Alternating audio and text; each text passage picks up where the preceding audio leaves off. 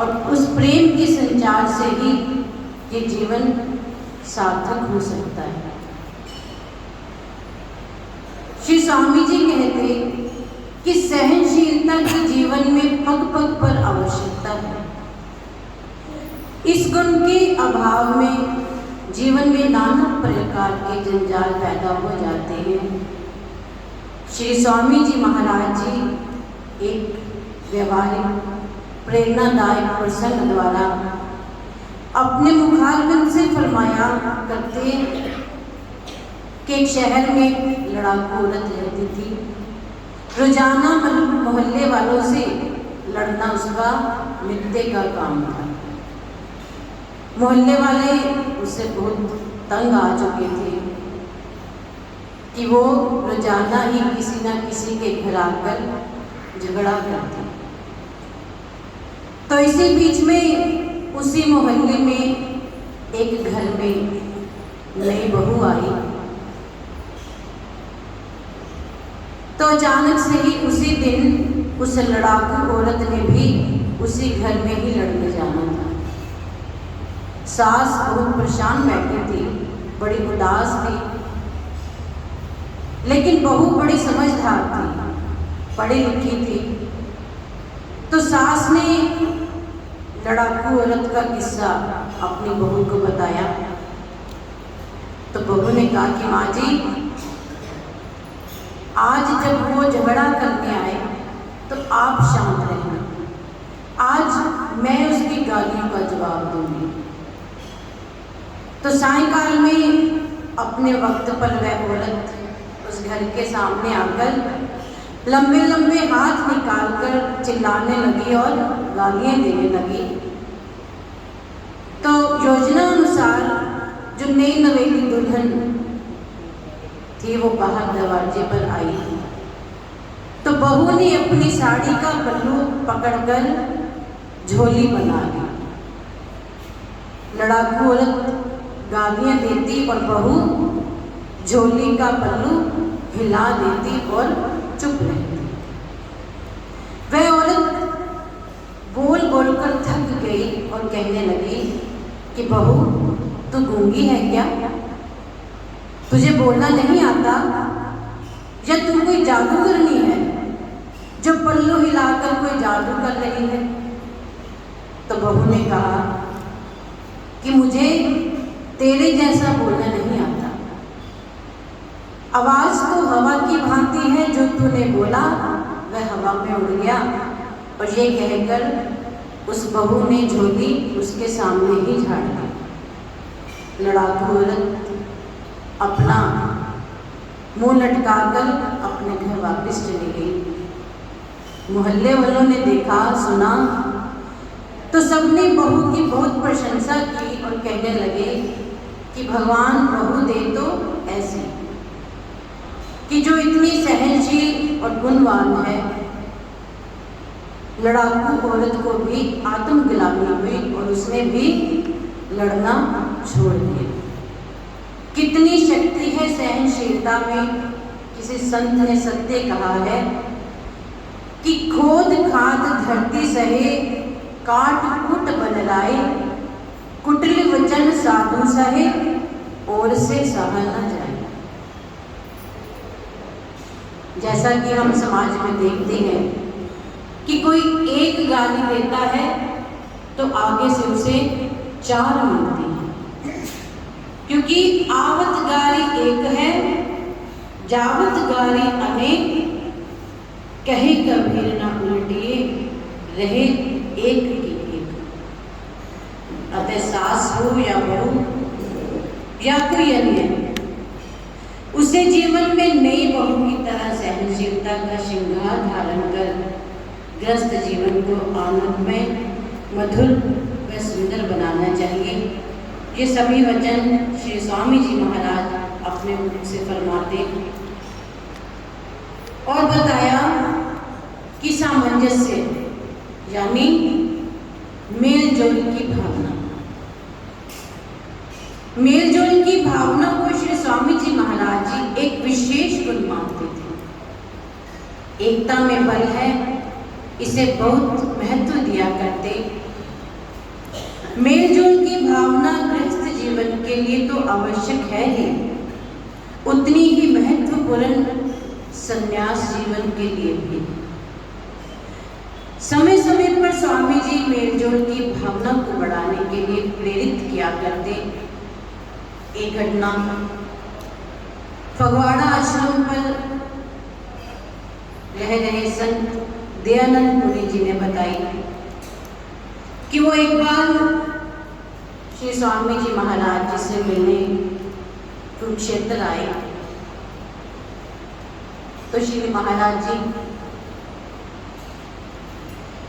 ने उनको चरण स्पर्श ना करके उन्हें गले लगा लिया। ये बात जब स्वामी जी ने देखा कि कैसे श्री महाराज जी ने बाई जी को गले लगा लिया, तो पूछ लिया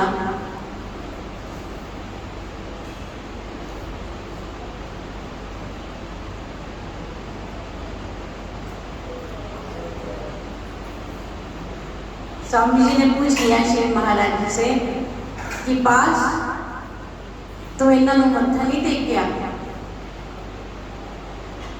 श्री महाराज जी कहने लगे कि स्वामी जी हम बहने बहने हैं ना, इसलिए हम गले ही मिल लेते हैं। तो श्री स्वामी जी बहुत प्रसन्न हुए इस बात पर और बड़े प्रेम से वचन फरमाने लगे कि ऐसे ही मिले रहना। उनके ऐसे प्रेम भरे वचन इतने फलीभूत हुए कि इनका आपस में प्रेम बढ़ता ही गया और उस बात को हृदय में स्थान देते हुए श्री महाराज जी और संत दयानंद पुरी बाई जी प्रतिदिन फोन पर बात किया ही करते हैं। हृदय अति प्रसन्न होता है जब ये संत एक बार महीने में श्री स्वामी जी महाराज जी के दर्शन करने आते हैं और उनके साथ हुई बातों को श्री महाराज जी के साथ बैठकर साझा करते हैं। ये मेलजोल की भावना ही तो है जो उन्हें खींचकर यहाँ तक ले आती है। इसके अतिरिक्त भी श्री स्वामी जी महाराज जी श्री महाराज जी से कहा करते कि मैं तेरे से बड़ा खुश हूँ, तो साबुन जोड़ के रख लाए। तो ये बात छोटी नहीं है, बहुत गहरा राज है इस बात के अंदर। श्री स्वामी जी के वो वचन जिन पर चलकर श्री महाराज जी ने आज सारे संत समाज को एक माला में रोकर रखा हुआ है, जिसका हर मोती इन्हें जी जान से प्यारा है। तभी तो स्वामी जी के सारे संत समय समय पर श्री स्वामी जी के दर्शनों के लिए और श्री महाराज जी बाबा जी के प्रेम में बंधे खींचे चले आते हैं। हम नतमस्तक होते हैं श्री स्वामी जी के चरणों में, जिन्होंने अपने शिष्यों में इस भाव को कूट कूट कर भर दिया है। श्री स्वामी जी महाराज जी के निर्वाण दिवस का भंडारा, महाशिवरात्रि का भंडारा तथा गुरु पूजा का भंडारा, इन सब अवसरों पर संत समाज की जो छटा होती है वो देखते ही बनती है। श्री महाराज जी के एक संदेश पर सभी संत श्री स्वामी जी महाराज जी के शुभ आशीर्वाद से उनके चरणों में आकर उपस्थित हो जाते हैं।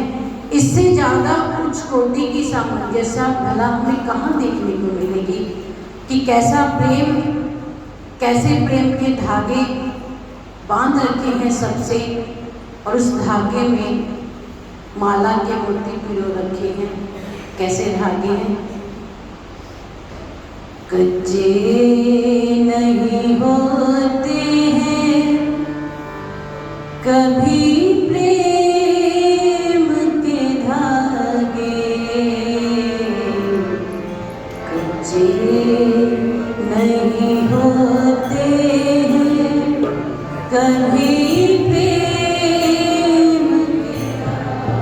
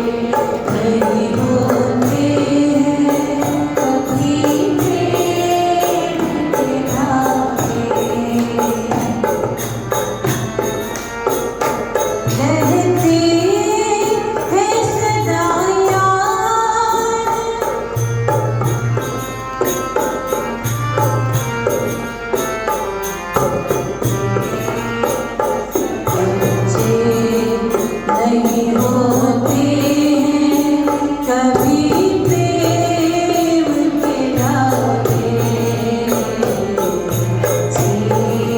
नहीं होते हैं कभी प्रेम के धागे।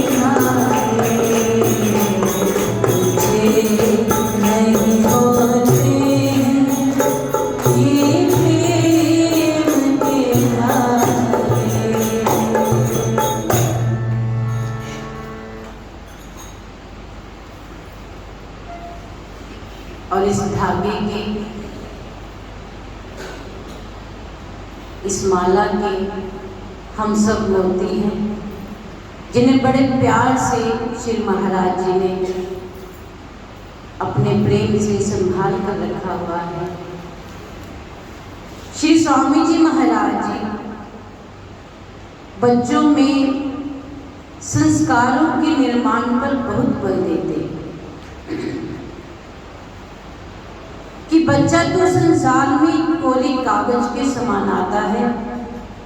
पारिवारिक वातावरण उसके संस्कारों का निर्माण करता है। माता पिता बच्चे के पहले गुरु हैं।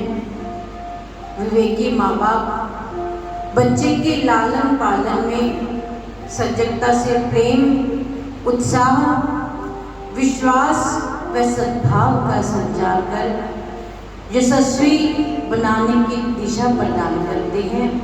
और अज्ञानी जन इस बात को समझे बिना बालक का जीवन निराशा व अंधकार के गर्त में डाल देते हैं। माता पिता को तो बच्चों की बुरी आदतों और विकारों को आरंभ से ही खत्म कर देना चाहिए और उनके अंदर सुसंस्कारों का निर्माण करना चाहिए। श्री स्वामी जी महाराज जी जीवन को सार्थक बनाने में विशेष रूप से शुभ संस्कारों के निर्माण का संदेश देते। संत कबीर के दोहों में जैसे लिखा है, रात गवाई सोई के दिवस गवायो खाए, हीरा जन्म अमूल बंदे कोड़ी बदले जाए। काल करे सो आज कर, आज करे सो अब, पल में प्रलय होएगी, बहुर करेगा कब। इस बात का गहन अर्थ संगत को समझाते कि आलस्य मनुष्य का सबसे बड़ा शत्रु है। यह जीवन के विनाश की जड़ है तथा अनगिनत रोगों से इस जीवन को छलनी कर देता है। संयम एवं संकल्प जैसे शस्त्र के बिना इस आलस्य रूपी दैत्य को मारा नहीं जा सकता। श्री स्वामी जी महाराज जी को किसी भी सेवा कार्य में गफलत पसंद नहीं थी। हमेशा कर्म योग फल पर बल देते और कहते, जितना सिमरन आवश्यक है उतना ही गुरु दरबार की सेवा आवश्यक है। उतना ही महत्व वो गुरु दरबार की सेवा पर देते। अक्सर उन्हें अपने कर कमलों से सेवा करते देखा गया। एक बार की बात, कुरुक्षेत्र के भक्त जयमल दास जी बाबा आश्रम पर आए और देखा कि श्री स्वामी जी महाराज जी स्वयं आंगन में बिखरे झाड़ू के तिनके उठा रहे थे। तो भक्त जयमल दास जी ने कहा कि स्वामी जी लाओ, मैं उठा देता हूँ, आप रहने दो। तो इस पर श्री स्वामी जी महाराज जी ने फरमाया कि तुम जाओ और घरों में अपनी वीरबानियों की सेवा करो, यह मुझे बूढ़े का काम है, मुझे करने दो। और अक्सर दरबार पर रहने वाले बच्चों को प्रेरित किया करते हैं कि जिस प्रकार सरहद पर लड़ने के लिए सैनिक हर समय तैयार रहते हैं, उसी तरह तुम बच्चों को भी गुरु दरबार की सेवा के लिए सदा तत्पर रहना चाहिए। शत्रु वार कर दे और सैनिक आलस्य करे या अपनी तैयारी अस्त्र शस्त्र उस समय उठाने जाए तो वो मौका हाथ से चूक जाएगा। तो उसी प्रकार गुरु दरबार की सेवा कार्य में रत्ती भर भी आलस न दिखाओ। श्री स्वामी जी महाराज जी के वचन है कि हम नहीं करेंगे तो कोई और सेवा का लाभ ले ही जाएगा। गुरु दरबार की कार्य किसी के ना करने से कभी रुकते नहीं हैं। अगर हम मन चित्त से सेवा करेंगे तो कल्याण हम जीवों का ही होगा। कि गुरु दरबार की सेवा करो ता मुक्ति नहीं, ना करो ता युक्ति नहीं। यह उक्ति एकदम सत्य है, क्योंकि श्री स्वामी जी महाराज जी कहा करते कि इस दरबार के कार्य तो अर्श की परियां आकर करती हैं। श्री स्वामी जी महाराज जी कर्म फल के रहस्य को बड़ी गहराई से अपने प्रवचनों में समझाया करते कि कर्मों की गति न्यारी है। तीनों लोकों में हर जीव जंतु को कर्म तो करना ही पड़ता है। कर्महीन जीव का जीवन निरर्थक है और कठिन परिश्रम से ही यह जीवन सार्थक बन सकता है। तुलसीदास जी कहते हैं कि सकल पदार्थ है जग माही, कर्महीन नर पावत नाही। कि हर कर्म का अपना परिणाम है। यह संसार कर्म फल के लेन देन का व्यापार है। जैसा कर्म करेगा जीव वैसा ही फल भोगेगा। जिस भाव से, जिस नियत से और जितनी शक्ति से जिस प्रकार का कर्म किया जाता है उसी रूप में उसका फल प्राप्त होता है। सत्कर्म आत्मा से प्रेरित होते हैं और जो समाज और स्वयं के लिए कल्याणकारी होते हैं, और जो दुष्कर्म है वो मन से उत्पन्न होते हैं, मन के वेग से चलते हैं, जो कि भ्रम, तनाव, द्वेष, छल कपट आदि को बढ़ाने लगते हैं। श्री स्वामी जी महाराज जी कर्मों की गति पर एक प्रसंग के माध्यम से बताते हैं कि मुंबई से बहुत दूर एक गांव में अकाल पड़ गया और भूखमरी से ग्रामवासी इधर उधर भटकने लगे। उसी गांव में संतराम व मंगतराम नाम के दो दोस्त रहते थे। दोनों को एक दूसरे से प्यार व एक दूसरे पर विश्वास था। अकाल के कारण भूखमरी से तंग आकर मुंबई नगर में आ गए वे दोनों और वहां आकर कुली का काम करने लगे। अपना पेट भरने के बाद कुछ बचा भी लेते तो 10-15 दिनों में ही जो बचाते तो उन दोनों में से एक गांव आकर आधे रुपए परिवारजनों को दे जाता। 6-7 महीने बाद परिवार का अच्छा गुजारा होने लगा। उन्होंने मेहनत से कमाई करके कुछ धन बचा भी लिया। फिर उस धन से फल खरीद कर वे फल विक्रेता बन गए। तो दोनों की नीयत साफ थी तो काम अच्छा चल पड़ा। अच्छा धन जोड़कर उन्होंने अनाज की आड़त का काम शुरू कर लिया। सरसों का बड़ा सौदा कर लिया और सौदे के चंद दिनों बाद ही सरसों के भाव बहुत बढ़ गए। 2 लाख रुपए का मुनाफा हो गया। तो 2 लाख का मुनाफा सोचकर मंगत राम के दिल को लालच ने जकड़ लिया। उसकी नीयत में खोट आ गया।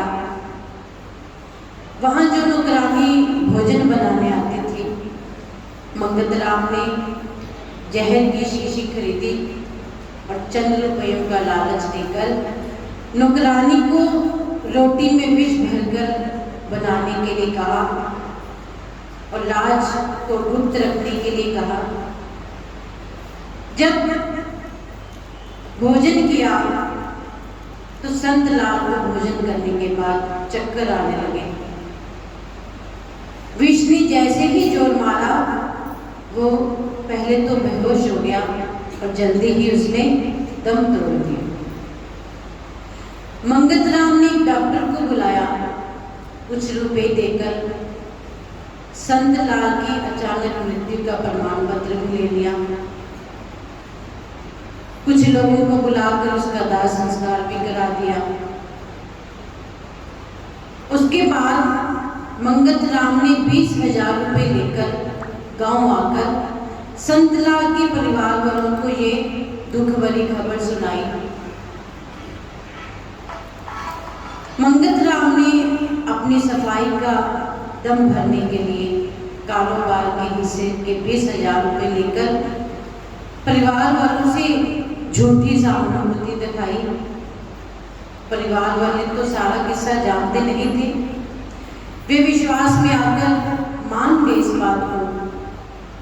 तो मंगत राम कुछ दिनों बाद मुंबई वापस आ गया। सारे कारोबार का लाखों रुपए का धन इकट्ठा करके अपने गांव वापस चला गया। मंगत राम ने उसी धन से सोने चांदी की दुकान शुरू कर दी और थोड़े ही समय में अचानक क्या हुआ कि उसके जवान बेटे का देहांत हो गया। पति पत्नी को बहुत आघात लगा, किंतु दुष्कर्म का फल तो मिलता ही है। मंगत राम लालची तो था ही, वह अपने व्यवहार को बढ़ाने में लग गया। विधाता की ऐसी करनी हुई कि अगले ही वर्ष उसके घर में एक लड़के ने जन्म ले लिया। मंगत राम पहले बेटे का दुख भूलकर नवजात बेटे को लाड प्यार करने लगा। उसके मुंह पाश में पूरी तरह बन गया। और क्या हुआ, 6-7 महीने बाद उस लड़के के पेट में दर्द हुआ, वह खूब चिल्लाने लगा। उसका इलाज करवाया गया, पानी की तरह पैसा बहने लगा, किंतु लड़के का रोग दूर नहीं हुआ। महीनों गुजर गए, उसका व्यापार भी चौपट हो गया और सारा धन उसी बीमारी में ही खत्म हो गया। डॉक्टरों ने उसका इलाज अमेरिका जाकर कराने की सलाह दी, तो बेटे की जान बचाने के लिए वो उसे अमेरिका लेकर गया, इलाज कराया, लेकिन लड़के की हालत नहीं सुधरी। वो वापस आ गया। लड़के की बीमारी में पूरी तरह से दिल और दिमाग को तोड़कर रख दिया। एक दिन सायंकाल में वो अपने बेटे के पास बैठा था, तो बेटा उसे देखकर, पिता को देखकर मुस्कुराने लगा। तो पिता बोला कि बेटा तू ठीक हो जा, और अपने मन में सोचने लगा कि करे कोई और फल कोई क्या दूसरा भोगे। ये विचार कर अपने मन में कि ये संभव ही नहीं हो सकता कि करे कोई और फल कोई दूसरा भरे। उसको ज्ञात हो गया कि जो करेगा वो भरेगा। वह जान गए इस बात को कि कर्म फल में कोई रिश्ता नाता नहीं होता, इसलिए इसका बंटवारा भी नहीं होता। ऐसे ही वाल्मीकि जी की कथा सारा जग जानता है कि उसके पाप की कमाई का फल भोगने से माँ बाप, पति पत्नी व बच्चों ने सबने इनकार कर दिया। तो वाल्मीकि जी ने इस ज्ञान होने के बाद मरा मरा जब कल महान ज्ञानी बनकर रामायण की रचना की। यह कथा कर्म फल की सत्यता को प्रमाणित करती है और मानव को सचेत करती है कि कर्म गति बड़ी ही बलवान है। कर्म गति तारे नहीं टले, जैसा भी कर्म करेंगे उसका वेग कर्ता को लौटकर अवश्य ही भोगना पड़ेगा।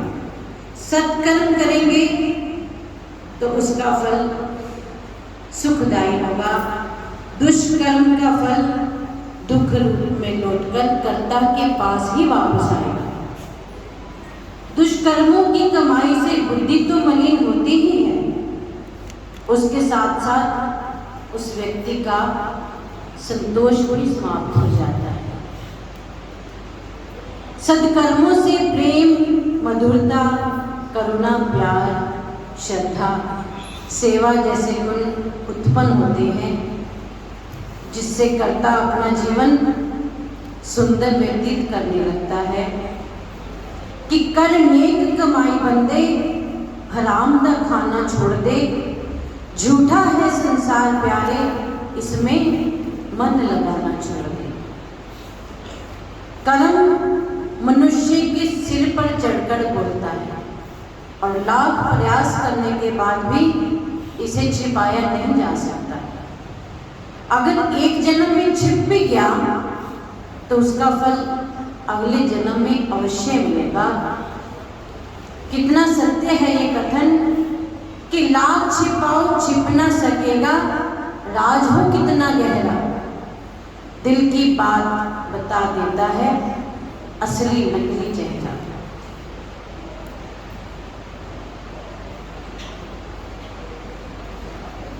श्री स्वामी जी महाराज इस समाज के लिए नारी उत्थान में तथा समाज कल्याण के लिए सामाजिक कार्यों में भी योगदान देते रहे।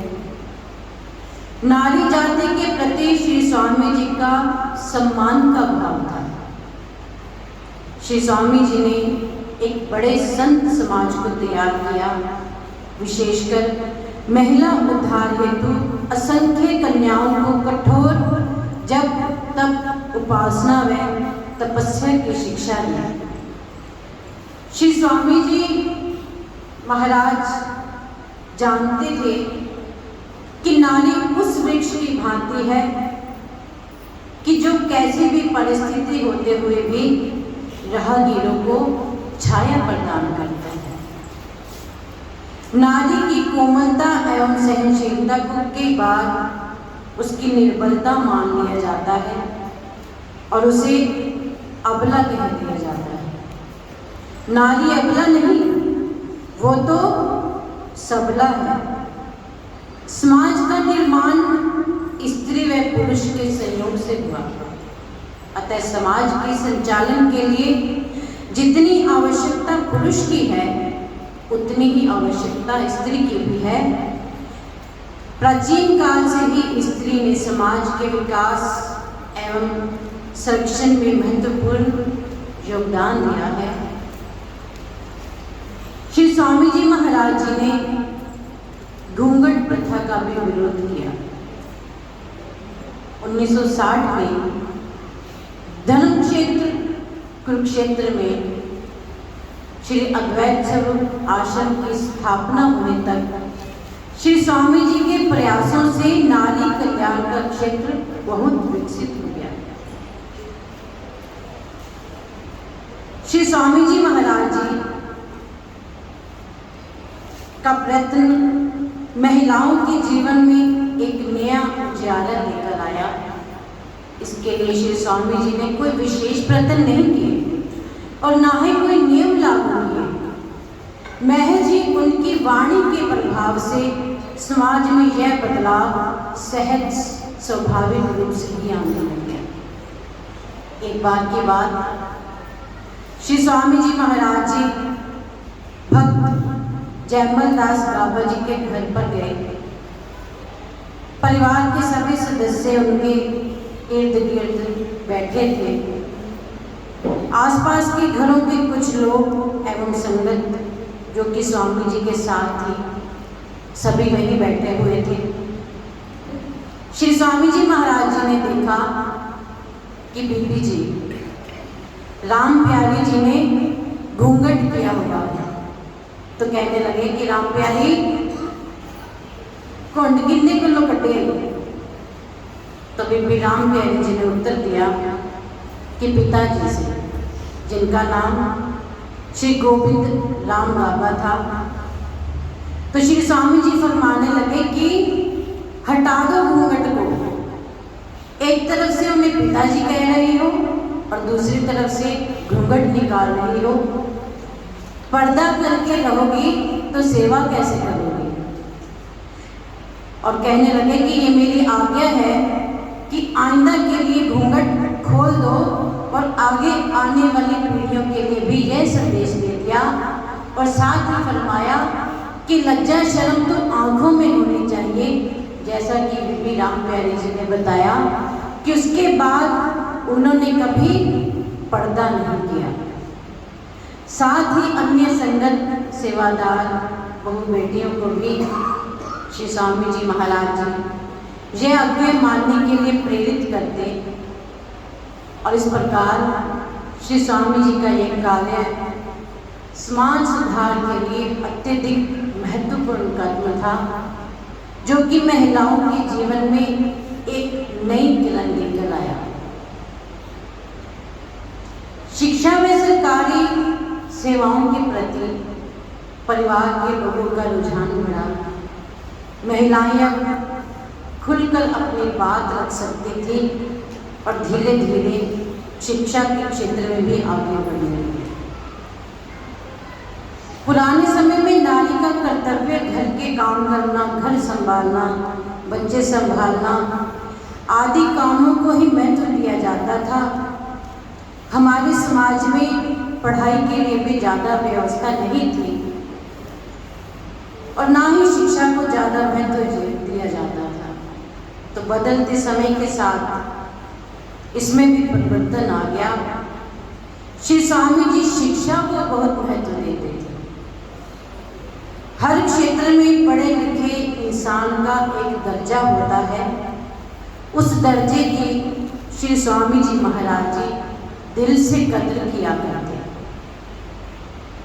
रोजमर्रा की जिंदगी का एक उदाहरण ये कि डॉक्टर, वकील, अध्यापक या अन्य किसी भी क्षेत्र का अधिकारी हो, वह उसे सम्मान दिया करते। एक बार की बात, श्री स्वामी जी महाराज जी कुरुक्षेत्र से मुजफ्फरनगर जा रहे थे। रास्ते में यमुना नगर से पहले रादौर के पास श्री स्वामी जी महाराज जी की गाड़ी खराब हो गई। घना जंगल था और आसपास कोई सुविधा भी उपलब्ध नहीं थी कि मैकेनिक को वहां पर लाया जा सके। तो राह जाते किसी मोटरसाइकिल वाले को ड्राइवर धर्मपाल ने रोककर यमुना नगर तक साथ ले जाने की प्रार्थना की। तो वह व्यक्ति में बिठाकर ले गया। श्री स्वामी जी महाराज जी के साथ उस समय महात्मा सुखशब्दानंद जी, श्री महाराज जी व अन्य एक दो भक्त और थे। तो जितनी देर मैकेनिक की आने में लगी, गाड़ी की पीछे की सीट निकालकर बाहर रखी और श्री स्वामी जी महाराज जी को उस पर विराजमान किया। इतने में यमुना नगर से मैकेनिक आया। उसने गाड़ी का बोनट उठाया, दो तारों को जोड़कर मरोड़ा और गाड़ी स्टार्ट हो गई। मैकेनिक से उसके आने का मेहताना पूछा तो जो रकम उसने बताई, उसे सुनकर महात्मा जी कहने लगे कि तुमने किया ही क्या है जो इतने पैसे बता रहे हो? केवल एक तार को ही तो मरोड़ा है आगे।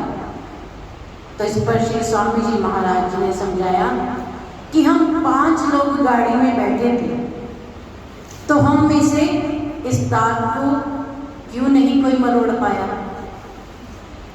और बताने लगे कि उसकी इस गुणवत्ता को समझो, किस मरोड़ी देने के अनुभव तक पहुंचने के लिए उसने अपना सारा जीवन लगा दिया है। हमें उसकी कद्र करनी चाहिए।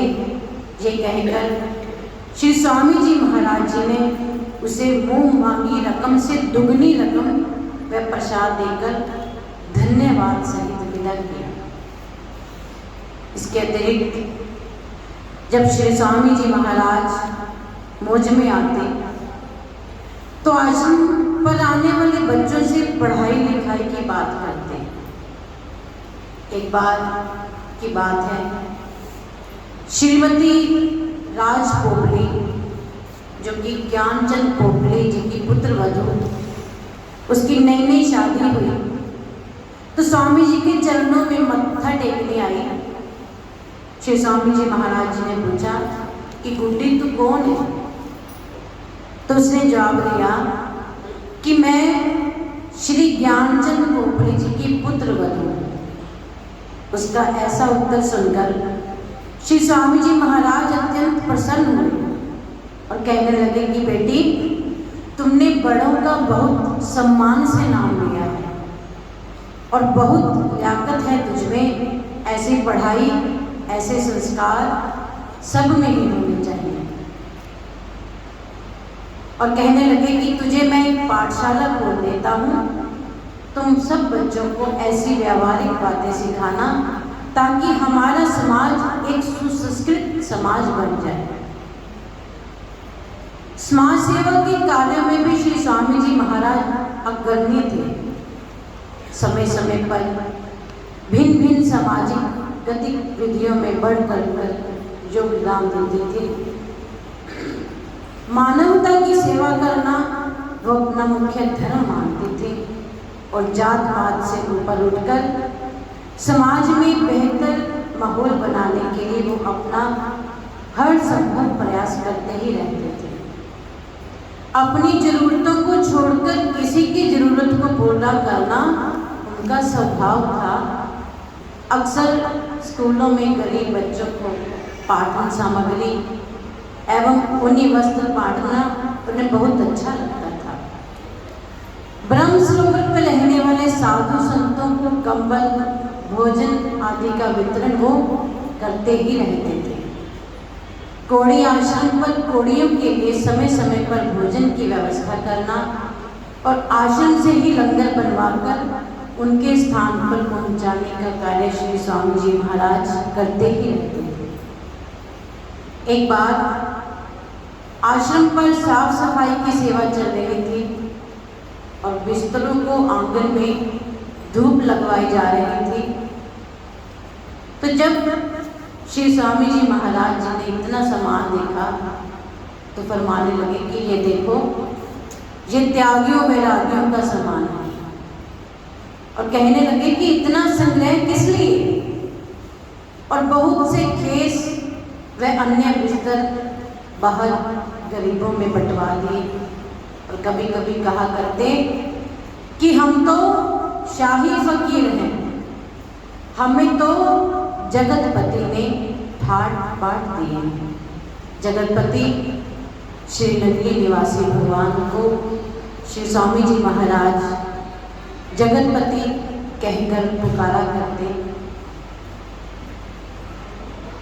एक बार की बात श्री स्वामी जी महाराज जी की मौज हुई कि शहर में जितने भी साधु हैं, छोटे सरोवर पर, ब्रह्म सरोवर पर व अन्य मंदिरों के आसपास उन सब को वस्त्र, जलेबी व 5-5 रुपए देने हैं। तो चल पड़े अपने साथ 25-30 भक्तों को लेकर सरोवर की ओर। उनके साथ महात्मा जन एवं भक्त बरकत राम जी गाबा, भक्त जयमल दास जी गाबा, मुल्क राज जी आहूजा और अन्य और भी कई भक्त थे। श्री स्वामी जी महाराज जी ने आदेश दिया कि सभी साधुओं को बुलाकर ले आओ।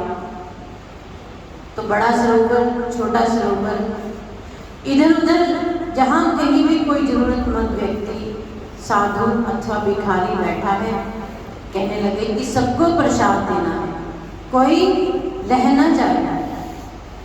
एक एक करके सबको बुलाया गया और श्री स्वामी जी महाराज सबको वो प्रसाद देते जा रहे थे। थोड़ी देर बाद महात्मा विवेकानंद जी से कहने लगे कि देखिए, कोई रह तो नहीं गया। ना जाने आज इस प्रसाद से श्री स्वामी जी महाराज किसका कल्याण करने वाले थे। तो महात्मा जी गए, जब जाकर आए वापस तो आकर स्वामी जी को बताने लगे कि जो भगवान शिव जी की मूर्ति है वहाँ पर 3 साधु बैठे हैं। मैंने उन्हें बहुत बार कहा है आकर प्रसाद लेने को, तो वो कह रहे हैं कि अगर हमारे भाग्य का होगा तो हमें यही मिल जाएगा। तो इस पर श्री स्वामी जी महाराज कहने लगे कि उन्हें कहो, एक बूढ़ा बाबा हाथ जोड़कर प्रार्थना कर रहा है कि आकर हमें दर्शन दो। इतना कहकर जब ये बात महात्मा जी ने उन साधुओं से बताई तो वो तीनों साधु झट से श्री स्वामी जी के पास आ गए और उनसे प्रसाद ग्रहण किया। तो दयालु प्रभु फरमाने लगे कि आश्रम के दरवाजे आपके लिए हमेशा खुले रहेंगे और आप कभी भी वहां आकर अपनी आवश्यकताएं बता सकते हो और अपनी हर आवश्यकता को पूरी कर सकते हो। इस प्रकार श्री स्वामी जी ने अपने कर कमलों से प्रसाद देकर असंख्य रूहों का कल्याण किया और समाज सेवा का अनूठा उदाहरण देकर लोगों में समाज सेवा की प्रेरणा को उजागर किया। बोले श्री गुरु महाराज।